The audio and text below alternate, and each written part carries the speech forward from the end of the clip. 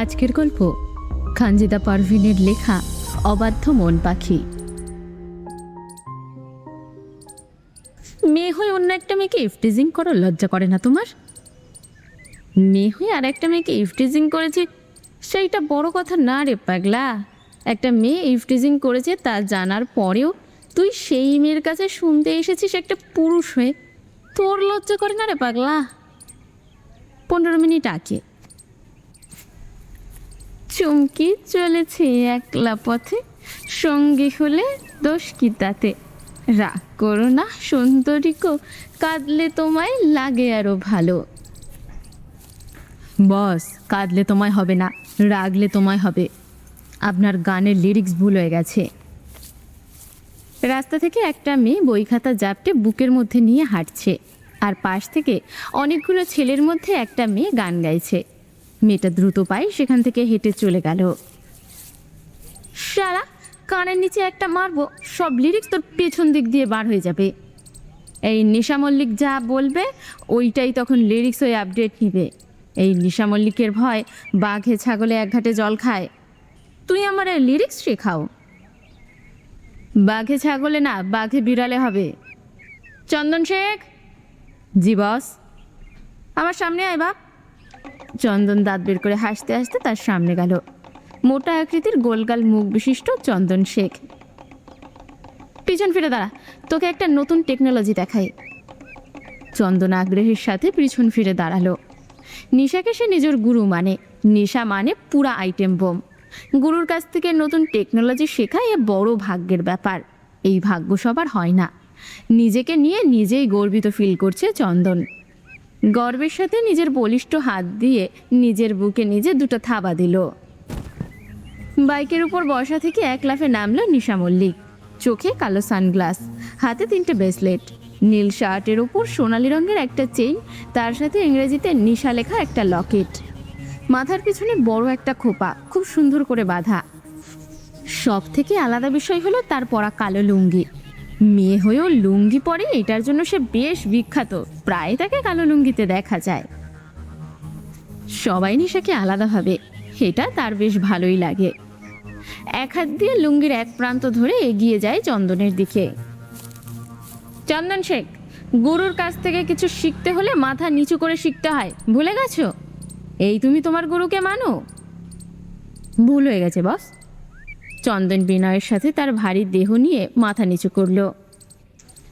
শোনো চন্দন শেখ, আজ তোমারে শেখাবো কিভাবে একা কেউ একবার না বুঝলে তাকে কিভাবে শেখাতে হয় সেই টেকনোলজি। চন্দন মাথা নাড়ালো। নিশা সজোরে তার পেছনে একটা লাথি মারলো।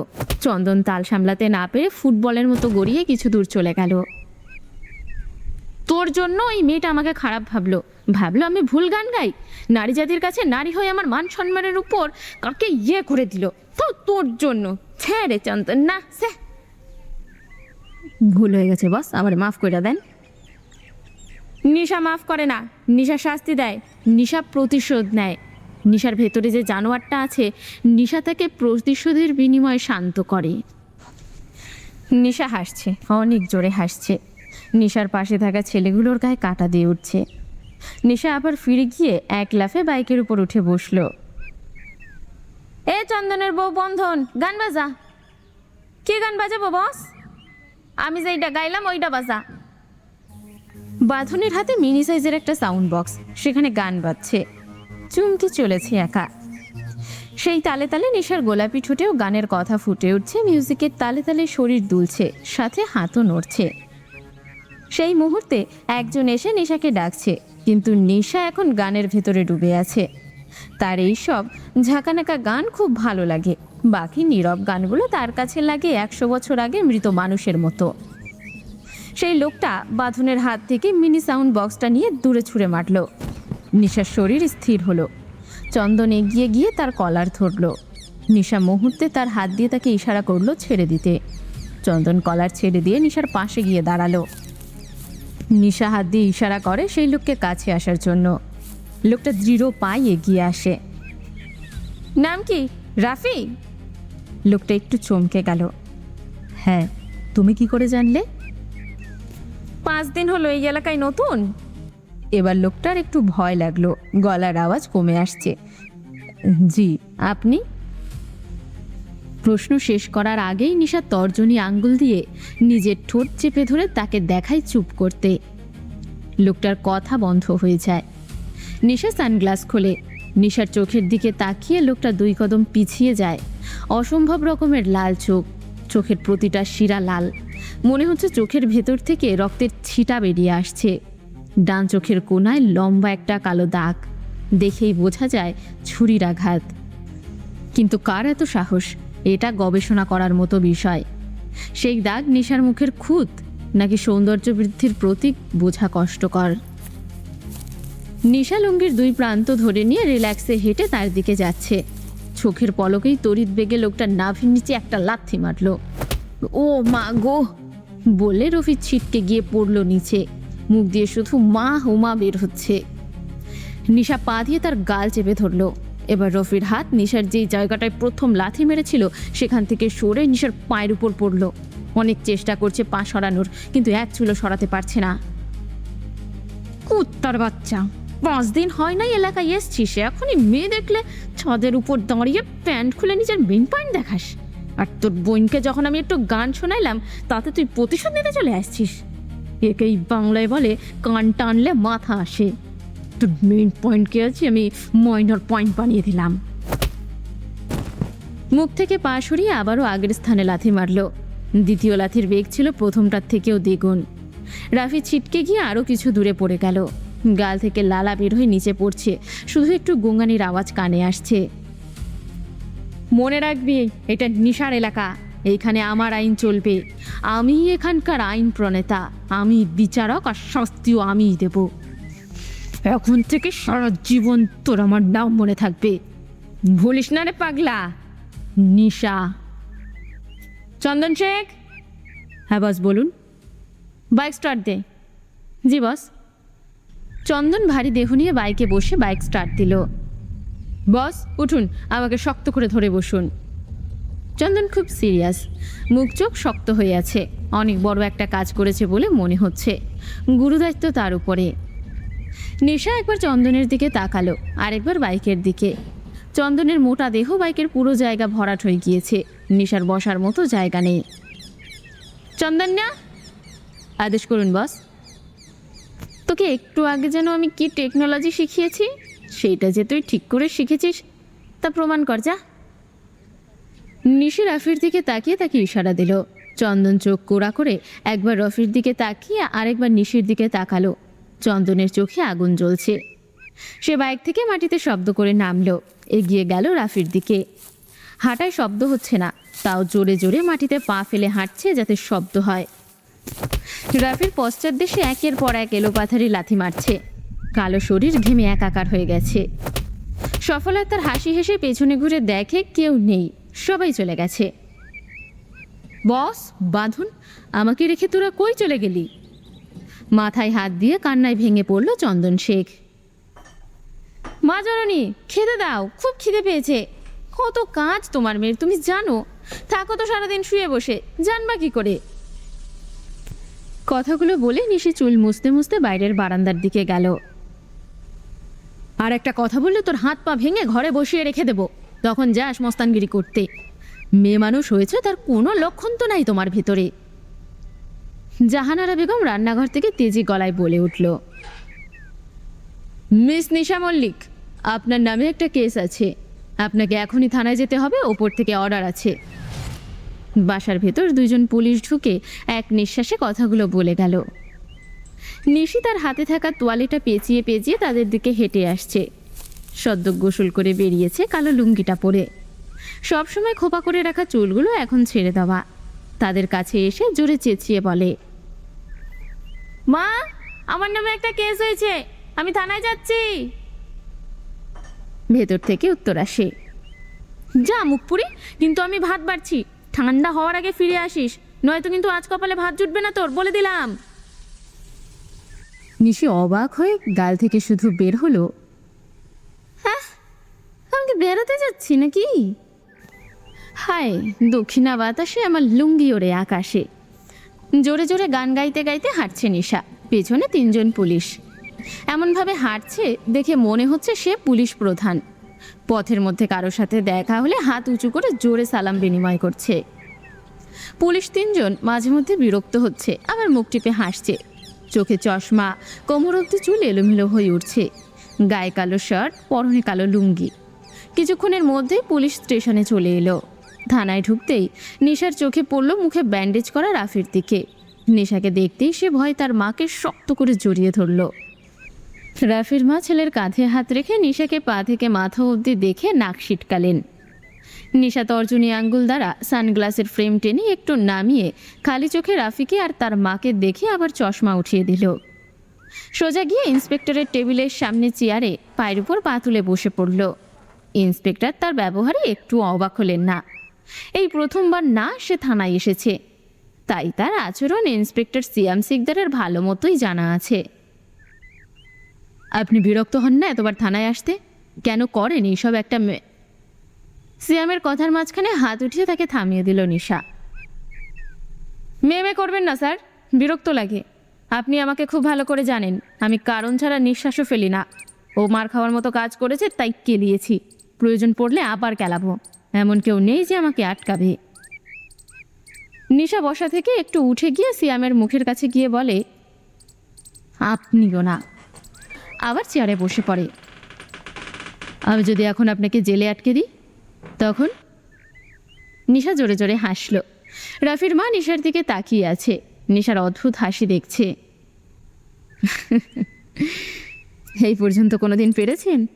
যাই হোক, আজ আমার তাড়া আছে। মা ভাত বেড়ে বসে আছে, ঠান্ডা হয়ে গেলে আবার আজ খেতে দেবে না। নিশা বসা থেকে উঠে দাঁড়ালো। রজন, ওনার ছেলেকে আটকে রাখো। সিয়াম নিশির দিকে তাকিয়ে রজনকে বলল। নিশি হালকা হেসে আবার চেয়ারে বসে পড়ে। সিয়ামের মুখে বিজয়ের হাসি। কিছুক্ষণের মধ্যে সিয়ামের ফোনে কল এলো। তার সাথে তার মুখের রং পাল্টে গেল। তাড়াতাড়ি কল রিসিভ করলো। কল শেষ হওয়ার পর সিয়াম মাথা নিচু করে বসে রইল। নিশির ঠোঁটের কোণে এখনও সেই হাসি লেপ্টে আছে। নিশি আবার উঠে দাঁড়ালো। এবার আসি তাহলে? সে আর সিয়ামের উত্তরেরও অপেক্ষা করল না, সোজা থানা ঢাকা বেরিয়ে গেল। রজন সিয়ামের কাছে এসে জিজ্ঞেস করে, স্যার, ওনাকে তো কখনো ধরে রাখা যায় না, তাহলে বারবার ডাকেন কেন? সিয়ামের ঠোঁটে হালকা হাসির রেখা টেনে বলে, কিছুক্ষণ দেখা আর কথা বলা তো যায়। আম্মা জান, আম্মা জান, চোখের মনি আম্মা জান, বুকের ধ্বনি আম্মা জান, প্রাণের খনি আম্মা জান, আম্মা জান, আম্মা জান, আপনি বড় মেহেরবান, জন্ম দিয়েছেন আমায়। গান গাইতে গাইতে ঘরে ঢুকলো নিশা। জাহানারা বেগম সুপারি কাটছিলেন, পরনে দামি শাড়ি, চোখে চশমা। নিশা তাকে দেখে দাঁত বের করে হাসি দিয়ে তার কাছে যাওয়ার আগে ছোট একটা মেয়ে এসে নিশিকে জড়িয়ে ধরল। নিশিও তাকে পরম আদরে কোলে নিল। আরে, এই তো দেখি আমার রোদেলা প্রিন্সেস। নিশি তাকে আদরে আদরে ভরিয়ে দিল। রোদেলাও নিশির আদর উপভোগ করতে লাগলো। আপু, আমার চকলেট দাও। নিশা জিহবা কামড় দিয়ে মাথায় হাত দিল। সরি প্রিন্সেস, আমার তো মনে নেই। তাহলে কি আমার প্রিন্সেস আমার উপর রাগ করবে? রোদেলা মাথা নাড়ালো। নিশি আবারও জোরে বিকট একটা হাসি দিয়ে জামার পকেট থেকে একটা চকলেট বার করে দিল। জমিলা এসে তাড়াতাড়ি নিশির কোল থেকে রোদেলাকে এক ঝটকা মেরে নিয়ে নিল। কতবার বলেছি তোমাকে আমার মেয়ে থেকে দূরে থাকবা? এক কথা কতবার বললে বুঝতে পারো তুমি? গায়ের চামড়াটাও কি গন্ডারের হয়ে গেছে নাকি? নিশি কোনো কথা বলে না। বেখিয়ালে জাহানারা বেগমের কাটতে থাকা সুপারির দিকেই তাকিয়ে আছে। এই মুহূর্তে তার চোখে শুধুমাত্র সুপারি কাটার দৃশ্য ছাড়া আর কিছুই দেখছে না। সুপারি কাটার খচখচ শব্দ ছাড়া তার কানে আর কিছুই শুনছে না। জাহানারা বেগম মাথা তুললেন। জামিলা, এখান থেকে যাও। জামিলা আর কোনো কথা না বলে নিশির দিকে তাকিয়ে মুখ ভেঙচি কেটে রোদেলাকে কোলে নিয়ে চলে গেল। বিশাল বাদামি রঙের 2 তলা বাড়ি। বাড়ির আয়তনের তুলনায় লোকসংখ্যা খুবই কম। জাহানারা বেগম, নিশির ছোট কাকি জামিলা আর 2 জন কাজের লোক, রহিম চাচা আর তার মেয়ে রহিমা, তারাও বলতে গেলে এই পরিবারের সদস্য। বাড়ির পূর্ব পাশে আছে বিশাল সব আম আর কাঁঠাল গাছ। দক্ষিণ ও পশ্চিমে সারি সারি নারকেল ও সুপারি গাছ আকাশের দিকে মাথা উঁচু করে দাঁড়িয়ে আছে, যার পাতার ফাঁক গলে বিকেলের মিষ্টি রোদ এসে বাড়ির উঠোনে পড়ে। এছাড়া বাগানের এক কোণে রয়েছে বড় লিচু গাছ, জামরুল, পেয়ারা এবং বাতাবি লেবুর গাছ। এই ঘন সবুজ গাছপালার কারণেই সারাদিন বাড়িতে একটা শীতল হাওয়া খেলে যায় এবং হরেক রকমের পাখির কিচিরমিচিরে বাড়িটি মুখরিত থাকে। বাড়ির সামনের জায়গাটাকে চন্দন নাম দিয়েছে নিশির কলিচা। অনেকটা জায়গা জুড়ে বিভিন্ন ফুল গাছের সমাহার। প্রতিটি গাছ নিশি পরম যত্নে নিজের হাতে লাগিয়েছে এবং প্রতিদিন সেগুলোর যত্ন করে, গাছের সাথে কথা বলে। প্রবেশপথ ঘেঁষে ডালিয়া, চন্দ্রমল্লিকা ফুটে থাকে। একপাশে রয়েছে সুবাস ছড়ানো রজনীগন্ধা, শিউলি আর বেলি ফুলের ছাড়, যেগুলো সুঘ্রাণে বিশেষ করে সন্ধ্যাবেলা পুরো বাড়ি মায়াবী হয়ে ওঠে। অন্য পাশে রঙিন গোলাপের কয়েকটি জাত, নয়নতারা এবং টকটকে লাল জবা বাগানটিকে বর্ণিল করে তুলেছে। নিশির হাতের ছোঁয়ায় বাগানটি যেন সব সময় হাসতে থাকে। রাত বা দিন যখন মন চায় তখন সে এসে এখানে মাটিতে বসে পড়ে। মা, খেতে দাও। নিশি হাত ধুতে গেল। জাহানারা বেগম সুপারি কাটা রেখে উঠে গেলেন। নিশি খেতে বসল। বড় বড় কয়েক লোকমা একের পর এক গালে দিচ্ছে। তার খাওয়ার দিকে জাহানারা বেগম তাকিয়ে আছে। তোর ভিতরে মেয়েদের কোনো স্বভাবই কি নাই? খাওয়ার মাঝে শুধু একটা শব্দ করল নিশি। না। বাড়িতে পুলিশ কেন এসেছিল? কি করে এসেছিস? নতুন আসছে নাকি? আগেও তো এসেছে। কেন আসে? ওদের যে কাজ করা উচিত তা আমি আগেই করে দিই, তাই আমাকে ধন্যবাদ দেওয়ার জন্য ডাকতে আসে। তুই শান্ত হবি কখন? নিশি খাওয়া বন্ধ করে দেয়, মুখ শক্ত হয়ে গেছে। 5টা খুন করার পর শান্ত হব। এখনো 5 জন বাকি। আমি মরার পরে তুই শান্ত হোস। তুমি বেঁচে আছো? না মা, তুমি বেঁচে নাই, তুমি সেই রাতেই মারা গেছো। নিশি আবার খাওয়া শুরু করে। জাহানারার বুকের ভেতর মোচড় দিয়ে ওঠে, সাথে সাথে পাশের চেয়ারে বসে পড়ে। তার চোখের সামনে ভেসে ওঠে সেই রাতের কথা। ফ্ল্যাশব্যাক। আজ নিশির 12তম জন্মদিন। পুরো বাড়ি সেজে উঠেছে আলোর ঝলকানিতে। চারিদিকে ফুলের বাহার। নিশির বাবা শহরের আফজাল মল্লিক অন্যতম একজন বিজনেসম্যান। তার সাথে থাকে তার ছোট ভাই রাফসান মল্লিক। দুই ভাইয়ের মধ্যে কোনো দিন কথা কাটাকাটি হয় নাই। নিশির দাদুর ছোট ব্যবসাটা দুই ভাইয়ে রাত দিন এক করে একদম টপে নিয়ে গেছেন। এখন তাদের ধন দৌলত, অর্থ সম্পদের কোনো অভাব নাই। ব্যবসায়িক সূত্রে আফজাল মল্লিকের সব থেকে ভালো বন্ধু ছিল মিস্টার আসিফ ইব্রাহিম। আত্মীয় স্বজনদের সাথে তাদেরকেও আমন্ত্রণ করা হয়েছিল নিশির জন্মদিন উপলক্ষে। রাত তখন প্রায় 12:30 ছুঁই ছুঁই। নিশার 12তম জন্মদিন উপলক্ষে এতক্ষণ যে বাড়িটা আলো, গান আর মানুষের হাসির শব্দে গমগম করছিল, হুট করে সেখানে একটা থমথমে নীরবতা নেমে এসেছে। নিশার জন্মদিনের অনুষ্ঠান শেষ। একে একে সব মেহমান বিদায় নিয়েছেন। ড্রয়িং রুম ভর্তি গিফট। বাড়ির মানুষের ব্যস্ততা বেড়ে চলেছে। কোনো হেল্পিং হ্যান্ড না থাকায় জাহানারা বেগম আস্তে আস্তে সব কিছু গোছানো শুরু করে দিয়েছেন। জামিলাকে তার মা নিয়ে গেছে, কাল সকালে আসবে, তাই যতটুকু পারা যায় এখন থেকেই গোছানো শুরু করে দিয়েছে। নিশার বাবা আফজাল মল্লিকের পরম বন্ধু দাবি করা 5 জন মানুষ রয়ে গেলেন। মিস্টার আসিফ ইব্রাহিম, সাখওয়াত হোসেন, কামাল আহমেদ, জাহিদ হাসান এবং তারেক রহমান। তারা নিজেদের স্ত্রী সন্তানদের গাড়িতে তুলে বাড়ি পাঠিয়ে দিলেও নিজেরা ড্রয়িং রুমের সোফায় জাঁকিয়ে বসলেন। আফজাল মল্লিক কিছুটা অবাক হলেন। বন্ধুদের এমন আচরণের কোনো কুলকিনারা তিনি খুঁজে পায় না। তবে পুরনো বন্ধু ভেবে পুরো বিষয়টাকে বেশ স্বাভাবিকভাবেই নিলেন। ড্রয়িং রুমের সোফায় বসে আছে তার 5 বন্ধু। সবাইকে একে অন্যের দিকে মাঝে মাঝে তাকাচ্ছে আর ইশারায় কিছু বলা বলি করছে। আফজাল মল্লিকের মনে একটু ভয় ভয় হতে লাগলো তাদের এমন আচরণ দেখে, কিন্তু তবুও তিনি স্বাভাবিক থাকার চেষ্টা করলেন। তিনি হেসে বললেন, তোরা বস, আমি আর রাফসান ফ্রেশ হয়ে আসছি, বাকি রাতটা না হয় গল্প করেই কাটাবে। আফজাল মল্লিক তার ছোট ভাই রাফসানকে ইশারা করলেন তার সাথে আসার জন্য, কিন্তু তখনও তারা দুই ভাই জানতো না পরম বন্ধুদের হাতে তাদের জীবনের সমাপ্তি ঘটতে চলেছে। তারা দুই ভাই সেখান থেকে উঠে যেতেই তারেক গিয়ে ড্রয়িং রুমের দরজাটা ভেতর থেকে আটকে দিল। আফজাল মল্লিক অবাক হয়ে তাকিয়ে রইলেন। কি হলো, দরজাটা বন্ধ করলি কেন? আমরা ফ্রেশ হয়ে আসি, তারপর আড্ডা দিব। পেছন থেকে তার কাঁধে হাত রাখল আসিফ ইব্রাহিম। চোখের কোণে তখন এক পৈশাচিক হিংস্রতা। সোফার তলা থেকে বের হয়ে এলো চকচকে ধারালো ছোড়া। আফজাল আর রাফসান কিছু বোঝার আগে আকস্মিক এক ঝড়ের মতো ঝাঁপিয়ে পড়ল তাদের উপর বন্ধুরূপী সেই 5 নরপশু। ঘরের চারিদিকে নিস্তব্ধতা ভেঙে প্রথম আর্তনাদটা ছিটকে বের হতে চাইল, কিন্তু শক্ত হাতে তা চেপে ধরা হলো। ধস্তাধস্তি, গঙ্গানি আর রক্তের ছপছপ শব্দ। কোনো প্রতিরোধই টিকল না সেই পরিকল্পিত হিংস্রতার সামনে। ফ্লোরের কার্পেট নিমেষেই ভিজে উঠল গাঢ় লাল রক্তে। আফজাল মল্লিক এবং রাফসান মল্লিকের নিথর দেহ দুটো পড়ে রইল ড্রয়িং রুমের মেঝেতে। তাদের চোখ দুটো তখনও অপলক, যেন বিশ্বাসই করতে পারছে না বিশ্বাসের এই চরম বিশ্বাসঘাতকতা। হত্যাকাণ্ড শেষ হতেই আসিফ ইব্রাহিম তার হাতের রক্তমাখা ছোড়াটা সোফায় ছুঁড়ে ফেলল। তার চোখ এখন জ্বলছে অন্য এক আদিম কামনায়। আফজাল মল্লিকের স্ত্রী রূপবতী জাহানারা বেগমের ওপর তার নজর বহুদিনের। আজ সেই সুযোগ হাতছাড়া করার কোনো ইচ্ছে তার নেই। পা টিপে টিপে আসিফ এগিয়ে এলো রান্নাঘরের দিকে।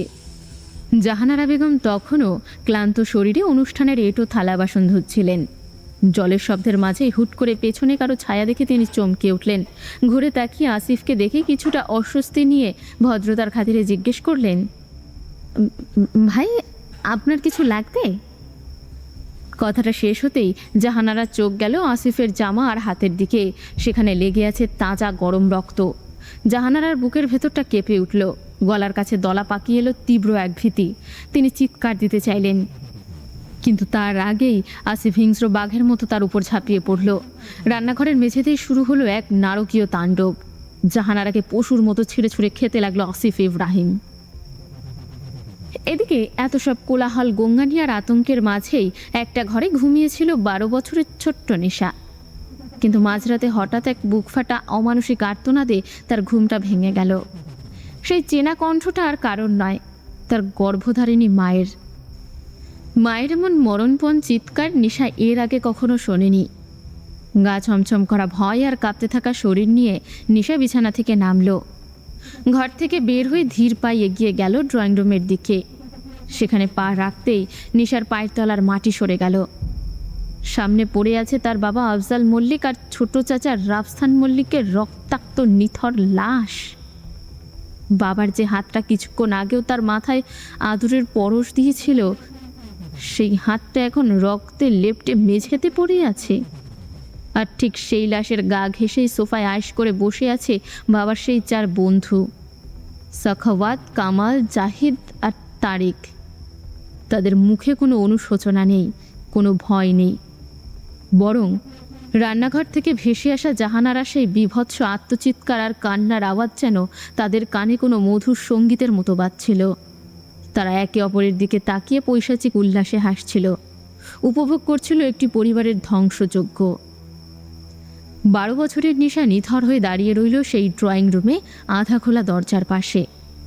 একদিকে বাবার রক্তাক্ত লাশ, অন্যদিকে রান্নাঘর থেকে আসা মায়ের শেষ হয়ে যাওয়ার চিৎকার, আর সামনে বসে থাকা 4 নরপিশাচের সেই বিকৃত হাসি। কি করবে সে? কাঁদবে নাকি মায়ের কাছে যাবে? সে যদি তাদের সামনে যায়, তাকেও যদি মেরে ফেলে? নিশা দৌড়ে গিয়ে মায়ের রুম থেকে জাহানারা বেগমের ফোন থেকে পুলিশের নাম্বার খুঁজল। একটা জমির মামলার প্রয়োজনে নিশা তার মায়ের কথা অনুযায়ী নাম্বারটা সেভ করেছিল। নাম্বারটা খুঁজে পেতেই সেখানে কল দিল, কিন্তু রিসিভ হয় না। 2 বারের পর 3 বার কল দেওয়ার পর উপাস থেকে কল রিসিভ হলো। হ্যালো, কে? ঘুম জড়ানো কণ্ঠস্বর ভেসে এলো। পুলিশ আঙ্কেল, ওরা আমার বাবাকে মেরে ফেলেছে বলেই নিশা কান্নায় ভেঙে পড়ল। কথাটা শুনল কিনা জানে না নিশা। উপাস থেকে কল কেটে গেল। নিশা মায়ের চিৎকার আর নরপশুদের সেই হাসি আর সহ্য করতে পারছে না। ধীরে ধীরে সে আলমারির দিকে এগিয়ে গেল। যেখানে তার হাত দেওয়া নিষেধ ছিল, ঠিক সেই জায়গাতে সে হাত দিল আজ। আলমারির দ্বিতীয় ড্রয়ারে ছিল আফজাল মল্লিকের লাইসেন্স করা পিস্তল। সেখানে কতটা বুলেট ছিল সে জানে না, আদেও তাতে বুলেট আছে কিনা তাও জানে না। সে কোনো দিন পিস্তল ধরেনি, কিন্তু আজ সেই ভারী পিস্তল নিয়ে আবার গেল সেই ড্রয়িং রুমের আধা খোলা দরজার পাশে। এতক্ষণে সেখান থেকে একজন চলে গিয়েছে, আর তিনজন এসে নিশার বাবা আর চাচার লাশ বস্তায় ঢোকানোর চেষ্টা করছে। তাই দরজার দিকে আর কারো খেয়াল নেই। নিশা সেখান থেকে পরপর 6টা গুলি ছুটল। গুলি লেগেছে কিনা সে জানে না, তার চোখের পানিতে সব অস্পষ্ট দেখা যাচ্ছে। শুধু দেখেছিল তিনজন দাঁড়ানো মানুষ আস্তে আস্তে মাটিতে শুয়ে পড়েছে, আর রান্নাঘর থেকে খালি গায়ে বেরিয়ে আসছে আসিফ ইব্রাহিম। সে গুলির শব্দে বেরিয়ে এসেছে। সবাইকে রক্তাক্ত অবস্থায় দেখে তার চোখ যায় ড্রয়িং রুমের আধা খোলা দরজার পেছনে দাঁড়িয়ে থাকা ছোট্ট নিশার উপরে। জন্মদিনের সাজটা এখনো মুখে লেগে আছে, চোখে কাজল থাকায় চোখের পানিও কালো বর্ণ ধারণ করেছে। হাতে পিস্তল, আর সেই পিস্তল এখন ইব্রাহিমের দিকে তাক করা। ইব্রাহিম কিছুটা ভয় পেয়ে ধীরে ধীরে 2 হাত উপরে তোলে। নিশা শুট করার মুহূর্তে বাইরে পুলিশের গাড়ির আওয়াজ আর গাড়ির আলো দেখা যায়। নিশা জানালা দিকে সেদিকে এক পলক তাকিয়ে আবার সামনে তাকিয়ে দেখে ইব্রাহিম নেই। সে ছুটে যায় রান্নাঘরে। দরজা খুলতেই একটা 12 বছরের বাচ্চা মেয়ে 3 জনকে খুন করেছে। পত্রিকায় বড় বড় হেডলাইন, কিন্তু তার নিচে চাপা পড়ে গেল মেয়েটার পরিবারের 2 জনকে খুনের কথা, মেয়েটার মায়ের ধর্ষণ হওয়ার কথা। নেশা রান্নাঘরের দরজা খুলতেই মায়ের অচেতন শরীর দেখতে পায় রান্নাঘরের মেঝেতে। শরীরে কাপড় নেই বললেই চলে। নিশার ছোট্ট মনটা লাফিয়ে উঠল। পেছনে পুলিশ আসার শব্দ পেয়ে রান্নাঘরের বেসিনের পাশে রাখা গামছাটা লম্বা করে তার গায়ে দিয়ে দিল। এটা জাহানারা রেখেছিলেন ধোয়া বাসনগুলো মোছার জন্য। কাঁদছে না নিশা, একটুও কান্না পাচ্ছে না তার। দৌড়ে রান্নাঘর থেকে বের হয়ে বাইরে থেকে রান্নাঘরের দরজা লক করে সেখানে দাঁড়িয়ে থাকলো। কোনো পুরুষকে সে ভেতরে ঢুকতে দেবে না। পুলিশ এসে সবকিছু তদন্ত করছে। একজন এসে রান্নাঘরে ঢুকতে চাইলে নিশা এটে দাঁড়ালো। ভেতরে যাবেন না, আমার মায়ের গায়ে জামা নেই। আইনের পোশাক পরা লোকটার চোখে পানি চলে এসেছিল। ছোট্ট একটা মুখে এত বড় কথাটা সে মানতে পারছে না। সে আর রান্নাঘরে ঢোকার চেষ্টা করল না। ফোন বের করে থানায় কল দিয়ে 2 জন মহিলা পুলিশ পাঠিয়ে দিতে বললেন। সে এক দৃষ্টিতে নিশার দিকেই তাকিয়ে আছেন। চোখের কোণা বেয়ে গড়িয়ে যাওয়া অশ্রুর রেখা এখনো বিদ্যমান। সেখানে আর কোনো পানি নেই, শুধু আছে তার চিহ্ন, সাথে কাজলের মিশ্রণ। নিশি তাকিয়ে আছে তার বাবার লাশের দিকে। এই তো কিছুক্ষণ আগে তার বাবা হাসছিলেন, তার হাতে হাত ধরে কেক কেটেছিলেন, তার মাথায় হাত বুলিয়ে বলেছিলেন, আমার নিশুমা অনেক বড় হবে। নিশির চোখের সামনে বাবার লাশ, আর মনের ভেতরে ভেসে উঠছে বাবার সেই মলিন হাসি, জানিশা খুব মনোযোগ দিয়ে দেখত। তার বাবা যখন হাসতো তখন তার চোখের কোণায় কয়েকটা ভাঁজ পড়ত। নিশার তা দেখতে খুব ভালো লাগতো। পাশেই ছোট চাচার লাশ। ছোট চাচার কাছে আবদার করেছিল একটা টিয়া পাখির। সে বলেছিল কাল সকালে এনে দিবে, কথা দিয়েছিল তাকে, কিন্তু সে কথা রাখল না। নিশির ঘোর কাটে একজন মহিলা পুলিশের ডাকে। 2 জন মহিলা তার দিকে তাকিয়ে আছে। আমাদেরকে ভেতরে যেতে দাও বাবু। নিশি আসতে সেখান থেকে সরে গেল। পুরো এলাকা এই খবরে তোলপাড় হয়ে গেল। এক বাড়িতে 5টা লাশ। খুনিদের পরিকল্পনা ছিল 2 ভাইকে মেরে তাদের লাশ গুম করে ফেলা, কিন্তু নিশার হাতে 3 জনকে মরতে হলো। লাশ পোস্টমর্টমের জন্য পাঠানো হয়েছে জাহানারা বেগম হাসপাতালে। জমিলা কাঁদতে কাঁদতে পাগল প্রায়। এই বয়সে স্বামী হারিয়ে সে আর নিজের মধ্যে নেই। বারবার অজ্ঞান হয়ে যাচ্ছে, বমি করছে। তাকে হাসপাতালে নিয়ে যাওয়া হয়েছে। ডাক্তার তাকে পরীক্ষা করে জানান সে মা হতে চলেছে। জামিলার কান্নার বেগ আরও বেড়ে গেল। খোদা, যার সন্তান সে তো জানতে পারল না সে বাবা হবে। কেন নিয়ে গেলে তুমি তাকে? নিশা পুলিশ স্টেশনের ভেতরে একটা চেয়ারে মাথা নিচু করে বসে আছে। তার সামনে কিছু খাবার রাখা, কিন্তু সে খাচ্ছে না, শুধু তাকিয়ে আছে। চোখ মুখ শুকিয়ে গেছে, চোখ বন্ধ হয়ে আসছে। অফিসার তার সামনে বসে অনেকক্ষণ ধরে তাকে খাওয়ার জন্য বলছেন, কিন্তু নিশি মাথা তোলে নাই। কি হয়েছিল সেই রাতে? কি দেখেছো তুমি? কারা মেরেছে তোমার বাবাকে? নিশা এবার আস্তে আস্তে মাথা তুলল। মিস্টার আসিফ ইব্রাহিম, সফওয়াত হোসেন, কামাল আহমেদ, জাহিদ হাসান, তারিক রহমান। কেন মেরেছে? জানি না। যেই তিনজন সেখানে গুলিবদ্ধ হয়ে মারা গেছে তারা কারা? সাখাওয়াত হোসেন, কালাম আহমেদ, তারেক রহমান। তোমার মায়ের সাথে? কথা শেষ হওয়ার আগেই নিশা উত্তর দেয়, আসিফ ইব্রাহিম। বাকি দুইজন কোথায়? পালিয়ে গেছে। অন্য তিনজন মারা গেল কিভাবে? কে গুলি করেছে? তোমার বাবা নাকি আরও কেউ ছিল ঘরে? আমি করেছি গুলি। কে?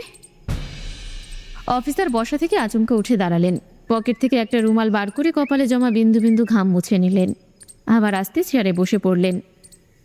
কিছুক্ষণ পর রিপোর্ট এলো, সেখানে পিস্তলে সত্যি সত্যি নিশির হাতের ছাপ পাওয়া যায়। সে অনেকক্ষণ নিশির দিকে তাকিয়েছিলেন। তার এত বছরের জীবনে কখনো এমন কেসের মুখোমুখি হতে হয়নি। বাইরে সাংবাদিকদের দল বসে আছে, সে বের হলেই তাকে পুরো ঘটনা বিস্তারিত বলতে হবে। নিশা এখনও সেই একইভাবে বসে আছে, তার গায়ে এখনও তার বাবার দেওয়া জন্মদিনের জামাটা। খেয়াল করলো জামার এক প্রান্তে রক্ত লেগে আছে। রক্ত শুকিয়ে যাওয়া প্রান্তটা অতি যত্নে তার ছোট্ট হাতের মধ্যে নিয়ে ভাবতে লাগলো, এটা কার রক্ত? বাবার নাকি ছোট্ট চাচুর? আদালতে সবকিছু প্রমাণিত হওয়ায় নিশির 7 বছরের কারাদণ্ড হয়। অফিসার সাজ্জাদ শরীফের প্রচেষ্টায় 2 বছরের সাজা মকুফও করা হয়। 5 বছর জেল খাটার পর নিশি যখন বের হয়েছিল তখন তার বয়স 17 বছর। নিশি যখন 5 বছর পর জেল থেকে বাইরে এসে দাঁড়ালো, সে তার মাকে দেখতে পেল। জাহানারা বেগমের ঠোঁটে হাসি ছিল। সে 2 হাত বাড়িয়ে দিল। নিশা ছুটে গেল তার মায়ের কোলে। জাহানারা নিশির মাথায় হাত বুলিয়ে দিল। ছোটবেলায় যেই হাত দিয়ে জাহানারা নিশিকে চাঁদ দেখাতেন, সেই হাতেই নিশিকে ইশারা করে সেই জেল গেট দেখালেন। তোমাকে আবার ওইখানে যেতে হবে, এখনো 2 জন বাকি নিশি। নিশা মায়ের বুক থেকে উঠে ঠোঁট বাঁকিয়ে হাসল। অবশ্যই। বাবার কবরের কাছে যাবে না নিশা? যাব, তবে এখন না। খালি হাতে আমি বাবার কাছে যাব না, তার খুনিদের কলিজার সাথে করে নিয়ে যাব। জাহানারা নিশার দিকে তাকিয়েছিলেন, তার একটুও কষ্ট হচ্ছে না। নিশি বাড়ি ফিরে 5 বছরের আগে সেই পত্রিকা খুঁজে বের করল, যেখানে বড় বড় করে লাল কালিতে লেখা ছিল, 12 বছরের বাচ্চার হাতে 3 জন খুন হয়েছে। নিচে যদিও বিস্তারিত লেখা ছিল, কিন্তু নিচের টুকরো আর পড়ল না সে। আয়নার সামনে গিয়ে দাঁড়ালো নিশা। অনেক পর নিজের চোখে চোখ রাখল। এই 5 বছর সে নিজেকে দেখেনি। এক হাত দিয়ে নিজের মুখে হাত ছোঁয়ালো। 12 বছরের সেই শীর্ণ অবিন্যস্ত চেহারার শিশুটি আজ আর নেই। কৈশোর পেরিয়ে তার অবয়বে এসেছে এক তীব্র নারীত্ব। আয়নায় নিজের হাতটা মুখ বরাবর লাগলো। তুই আগে ছিলি নিশি আফরিন নিশা, আর এখন থেকে তোর নাম শুধুমাত্র নিশা মল্লিক। আলমারি খুলে সেখানে তার বাবার সাজানো সবগুলো কাপড় দেখতে পায়। সেখান থেকে সে সেই শার্টটা বেছে নেয় যেটা তার বাবার সব থেকে প্রিয় ছিল। কালো শার্টটা সে নিজের গায়ে জড়িয়ে দেয়, তারপর নিজেকে আয়নায় দেখে। বাহ আবু, দেখো তুমি, ভালো লাগছে না আমাকে? ছোটবেলায় বাবার লুঙ্গি শার্ট পরে নিশি প্রায় তার বাবার কাছে হাজির হতো। দেখো আব্বু, আমাকে তোমার মতো লাগছে না? তার বাবা এককাল হেসে মেয়েকে নিজের কোলে টেনে নিতেন। বর্তমান। নিশার হাতে লাগা ভাত শুকিয়ে গেছে। জাহানারা বেগম কখন উঠে চলে গেছে টের পায়নি নিশি। অতীতের কথা ভাবলেই নিশির মুখ লাল হয়ে যায়। ঘড়ির কাঁটা সকাল 10টা পার হয়ে 11টার হাত ধরবে, এর মধ্যে নিশির ফোন বেজে উঠল। উফ, পাঁড়া, কার এতে চুলকানি উঠল রে ভাই? যখনই একটু শান্তিতে থাকি তখনই এই নরকের যন্ত্রণা চিল্লানো শুরু করবে। ঘুমো ঘুমো চোখে ফোনের স্ক্রিনে ভেসে উঠল চন্দন শেখের নাম। ফোন রিসিভ হওয়ার সাথে সাথেই ওই পাশ থেকে চন্দনের ফাটা গলা বেজে উঠল। বস, তাড়াতাড়ি আসুন, আজ কলেজে অনুষ্ঠান আছে, আর আজ আমাদের থানার নতুন ইন্সপেক্টর ইব্রাহিম ক্রুশ আসবেন। নামটা শুনে নিশার মগজের ভিতরে একটা আগুনের শিখা জ্বলে উঠল, আধার ঘরে ছোট একটা মোমবাতি জ্বালানোর মতো। মা, ও মা, আমার লুঙ্গি কই? কোন ডাক্তার পাঙড়া আমার লুঙ্গি নিয়ে গেলি? সকালবেলা নিশার চেঁচামেচিতে জাহানারা এগিয়ে আসলেন। সকালবেলা ষাঁড়ের মতো চেঁচামেচি করছিস কেন? ও, তুই তো ষাঁড় না, গাভী। না, তুই গাভীও না, আসলে তুই কি? আমি শয়তানের জম হয়েছে শান্তি? আমার লুঙ্গি কোথায়? আমি ছেলেদের মতো থাকি বলে কি আমার মান সম্মান নাই? ঘুমের ভেতরে এসে এভাবে পরন থেকে কাপড় খুলে নিয়ে যাবে? রহিমা হাতে একটা লুঙ্গি নিয়ে এক দৌড়ে ঘরের ভেতরে চলে এলো। এসেই খাটের এক কোণে চুপ করে দাঁড়িয়ে রইল। নিশাকে দেখলে তার পরাণের ভিতর ছ্যাত করে ওঠে ভয়। এই বুঝি কষে একটা চড় মেরে দিবে। নিশার নজর এবার জাহানারার থেকে সরিয়ে রহিমার উপর দিল। আরে পাল, ওইখানে হাঁ করে না দাঁড়াই আমার লুঙ্গি দে, নাকি এইভাবে কাঁথার নিচে বসে মান সম্মান বাঁচানোর খাতিরে জনম পার করব? রহিমা তাড়াতাড়ি এসে লুঙ্গি এগিয়ে দিল। জাহানারা বেগম চলে গেলেন। রহিমা যাওয়ার জন্য পা বাড়ালো, এর মধ্যে নিশার গলা। দাঁড়া, তোকে যেতে বলেছি। রহিমার হার্ট এবার কাজ বন্ধ করে দিয়েছে। জি আপা, মানে ভাইয়া বলুন। আমার লুঙ্গি পরন থেকে ঘরের বাইরে গেল কি করে? মানে বড় আম্মা বলছিল আপনার ঘরের সব নোংরা কাপড় ধুয়ে দেওয়ার জন্য, একটাও যদি পায় তাহলে আমাকে আর পাওয়া যাবে না, তাই। নিশা লুঙ্গি পরে বিছানা থেকে উঠে আয়নার সামনে দাঁড়িয়ে চুল ঠিক করছিল। রহিমার কথা শুনে সব রেখে ভ্রু কুঁচকে তার দিকে তাকালো। তাই নাকি? আপনি তো 3 দিন গোসল করেন না, এক লুঙ্গি পরেই আসেন, ওইটা বেশি নোংরা ছিল। আমি অনেকবার ওইটা ধোয়ার চেষ্টা করছি, কিন্তু আপনি তো ওইটা খুলতেছেনই না। তাই যখন ঘুমিয়েছিলেন কাঁথার এক প্রান্ত থেকে লুঙ্গি ধরে টান দিছি আর চলে এসছে। বিশ্বাস করুন আমি কিচ্ছু দেখিনি। রহিমা চর খাওয়ার ভয় 2 গালে হাত দিয়ে গড় গড় করে এক নিঃশ্বাসে কথাগুলো বলে গেল। 3 দিন গোসল না করার ব্যাপারটা রহিমা খেয়াল করেছে ভেবে নিশার একটু আত্মসম্মানে লাগে। আস্তে 2টা কাশি দিয়ে আবার সিরিয়াস হওয়ার চেষ্টা করে। তোকে কে বলছে রে বালডা আমি 3 দিন গোসল করি না? না মানে আমি। চুপ, একদম চুপ। একটা কথা বললে তোর কান নাক চোপা একসাথে গরম করে দিব। এই কথা আর কাকে বলেছিস? যে শুধু বড় আম্মা, ছোট আম্মা আর আমার আব্বারে বলছি, আর কাউরে বলি নাই। নিশার মাথায় হাত উঠে যায়। ওরে গান্ডু, তুই বাদ দিয়েছিস কাকে? তোর আমার চোখের সামনে থেকে যা। নিশার বলতে দেরি আছে, রহিমার দৌড় দিতে দেরি নাই। এত ভয় সে আজরাইলকেও পায় না। এই মেয়ে আমার মান সম্মান খেয়ে দিয়েছে, লেবরার পাল একখান। গোসল করা লাগে নাকি ফালতু? শুধু শুধু সময় নষ্ট, পানি নষ্ট, সাবান নষ্ট। প্রতিদিন গোসল করা ওভাররেট। ঘর থেকে বেরিয়ে নিশা বারান্দায় দাঁড়ায়। জাহানারা রান্নাঘরে ছিল। জামিলা মেয়েকে কোলে নিয়ে বিভিন্ন জিনিস দেখাচ্ছে আর ভাত খাওয়াচ্ছে। সবাইকে শুনিয়ে নিশা তার মাকে ডাক দেয়।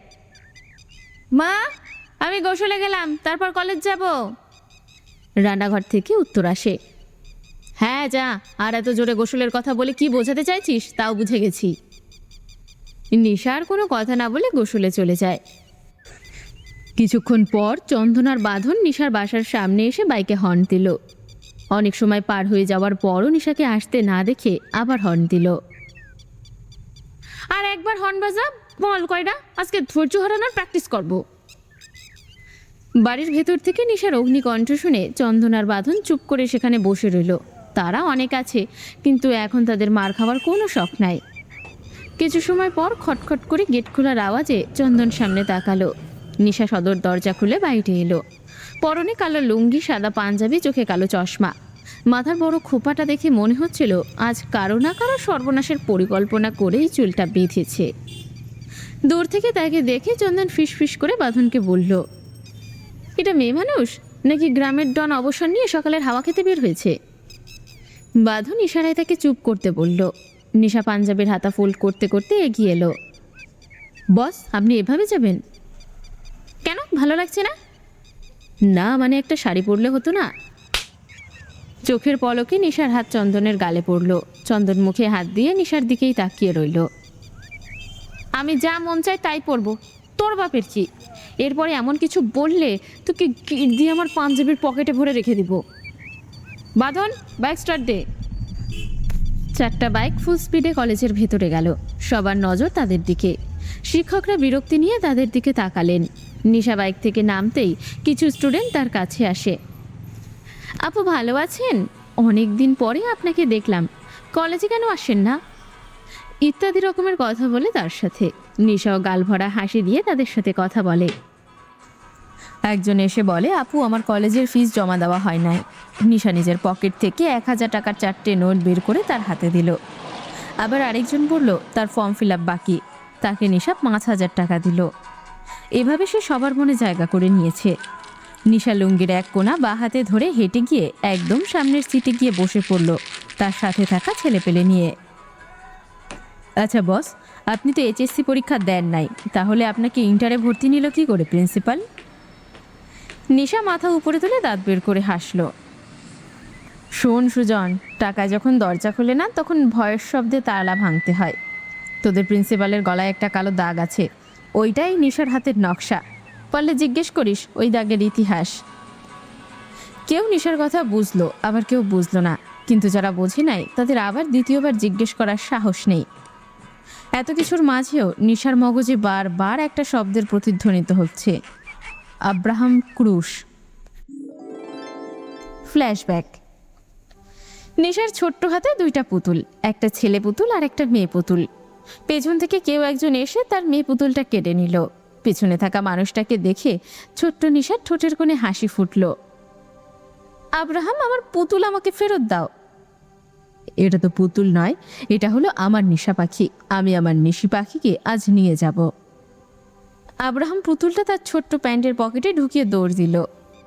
নিশা হাসতে হাসতে তার পিছু নিল। পুরো বাড়ি তাদের দুজনের হাসিতেই হাসছিল। বাইরে বড় গাড়ির হর্নের শব্দে নিশা অতীত থেকে বেরিয়ে আসে। আজ নবীনবরণ অনুষ্ঠানের প্রধান অতিথি নতুন ইন্সপেক্টর আব্রাহাম ক্রুশের আগমনে সবাই গেটের কাছে ভিড় জমিয়েছে। নিশা ওঠে নাই, জায়গায় বসেই সে মুখ দেখার চেষ্টা করছে, কিন্তু অতিরিক্ত মানুষের জন্য কিছুই দেখা যাচ্ছে না। কলেজের গেটের সামনে থাকা কালো গাড়ির ড্রাইভার দরজা খুলে দিতে ধীর পায়ে গাড়ি থেকে নামলেন ইন্সপেক্টর আব্রাহাম ক্রুশ। পরনে কালো স্যুট, ভেতরে সাদা শার্ট, হাতে রূপালী ঘড়ি।